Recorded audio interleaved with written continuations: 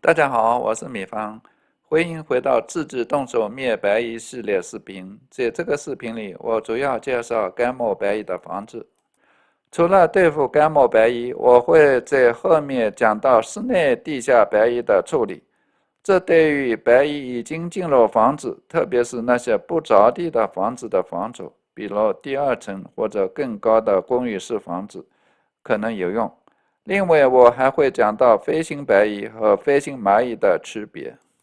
这些是干末白蚁的图片，你可以看到白蚁后、白蚁王、冰白蚁、公白蚁以及飞行白蚁。我们先来讲干末白蚁和地下白蚁的区别。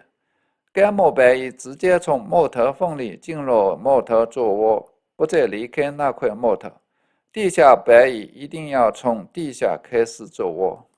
干末白蚁只需要很少的水分，可以直接从木头里得到，这样这块木头就提供了它们一大家子需要的所有东西，包括住处、食物和水，它们会一直在里面。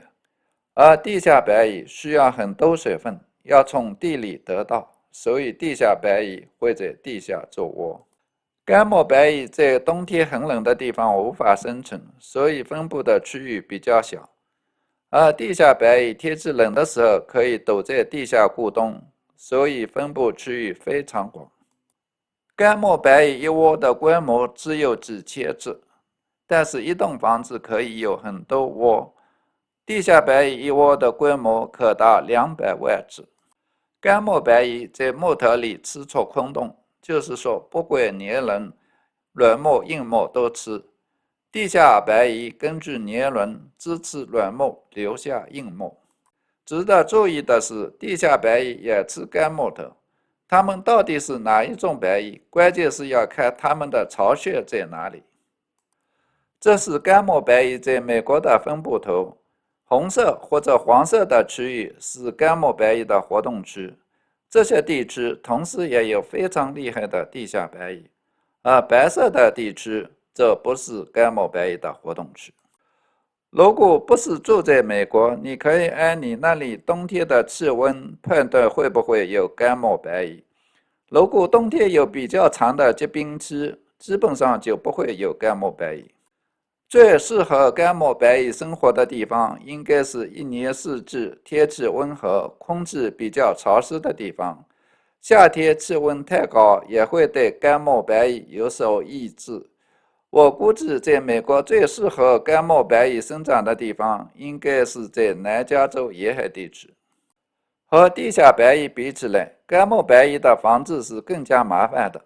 首先是干末白蚁一直住在一块木头里不会出来，这样什么建站检测啊，什么白蚁诱饵啊，什么来走法啊，对它们都不起作用。干末白蚁到房子里面可以说是防不胜防，它们会直接飞到房子的木头缝里开始做窝，不像地下白蚁那样需要建立泥头管或者找到缝隙进入房子。另外一个麻烦是，很多窝干末白蚁会分散在房子的各个地方，你可能找到一些窝，把它们灭掉了，其他没有找到的就不受影响。前面讲过，在有干末白蚁的地区也会有地下白蚁，并且地下白蚁往往非常厉害。因为地下白蚁数量多，所以对房子产生更大影响的往往是地下白蚁。对付地下白蚁可以用我们前面3个视频介绍的方法，也可以用其他诱饵法或者来走法。干末白蚁的检查需要人工来检查，你自己也可以看出一些。最明显的迹象是干末白蚁的排出物，如右边图中所示，下面一张是放大的。这些排出物是消化过的大小均匀的颗粒，长度大约1毫米。放大后，中间部分可以看到明显的6人形，颜色会根据白蚁及木头的种类不同而变化。当你看到一小堆排出物后，仔细地在上方找干末白蚁踢出排出物的小孔，小孔会很小，可能是1-2毫米的样子，并且洞口会用排出物堵起来，非常不明显。找到踢出孔以后，白蚁窝就在里边。其他迹象包括要注意飞行白蚁或者是飞行白蚁的小翅膀，以及被吃空的木头等。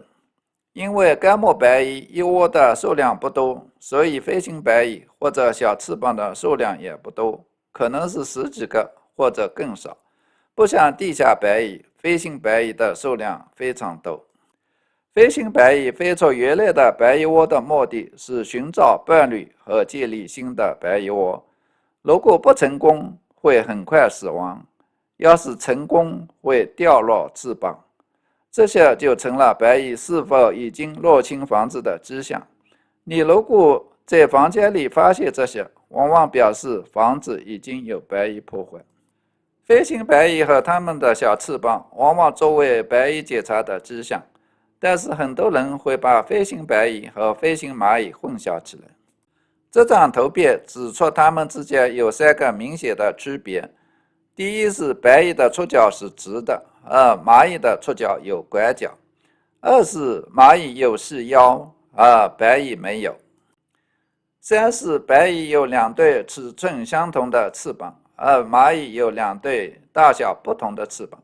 另外，白蚁的翅膀比较长，平时白蚁翅膀叠在背上，加上翅膀的长度大约是本身长度的2倍。现在来讲干木白蚁的防治方法。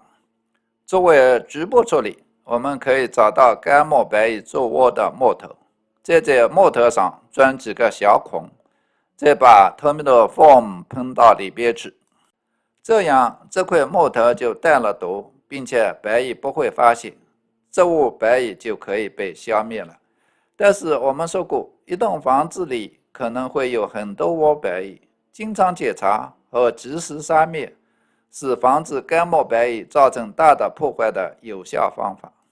以前很多用橘子油做局部处理，但是效果没有那么好，原因是白蚁只有接触橘子油后才会死，也没有传播效应，并且白蚁会躲开橘子油处理过的地方。如果一栋房子被干木白蚁破坏得很厉害，最终的解决方法是把整栋房子套在帐篷里，再往里面灌毒气或者热气，就是所谓的 fumigation 或者 heat treatment。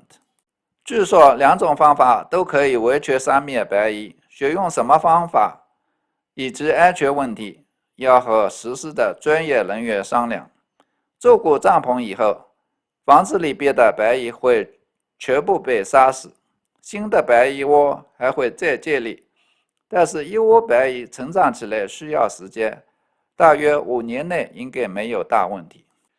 做帐篷不能用于地下白蚁的防治，因为地下白蚁大部分都在地下，杀灭进入房子的小部分白蚁不会起到多大的作用。下面我们讲一下地下白蚁的室内处理。对付地下白蚁最有效的方法是用我们前面3个视频介绍的诱饵法，也可以用来走法。这些方法可以把白蚁杀灭在院子里，或者来走在房子外面。但是有时候白蚁已经进入房子，或者你无法在地面建站，比如说是第2层或者更高的公寓式房子。其实在中国大陆这样的情况很普遍。在这种情况下，我们可以用对付干木白蚁差不多的方法来杀灭已经进入房子的白蚁。具体是找到有白蚁活动的木头，在木头上钻一些小孔，再把 Terminal Foam 喷进去。要注意的是，所用的化学物要有诱饵的特征，也就是不能让白蚁察觉到，毒性能够传播，并且不会很快地杀灭白蚁。这样有可能窝灭或者杀灭一窝中的大部分白蚁，否则你可能杀灭了房间里的一些白蚁，但是白蚁很快会从其他地方回到这里来。Terminal Foam 是非常适合于这种场合的化学物。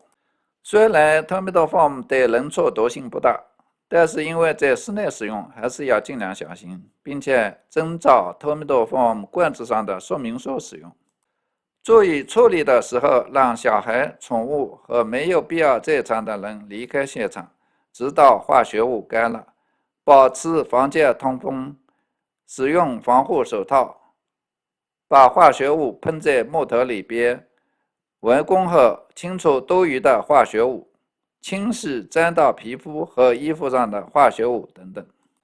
除了这个视频以外，我还有一个电报群，你可以用这里给出的链接参加。在群中，我会解答相关的问题。另外，我还会在下面评论区介绍一些其他外来视频。我们确实需要你的支持。首先，你需要在 Amazon 买 Terminal Form 时，请务必使用我在这里给出的链接。你们会付一样的钱，而我会得到一些回报。我会把这个链接放在下面的评论区。第二，请把这个视频转给你的亲朋好友，这样不但你可以帮助到他们，你们也可以相互讨论。另外，也给了我动力来做其他相关的视频。第三是推荐给大家我的 Kindle 书，可以在 Amazon 上寻找 Kindle Terma 的 Control。这本书可以让你系统地了解白蚁知识，包括干毛白蚁的防治，还包括我在前面3个视频中所介绍的对付地下白蚁的新方法。另外，你们如果喜欢这个视频，请大家点赞和订阅，谢谢大家。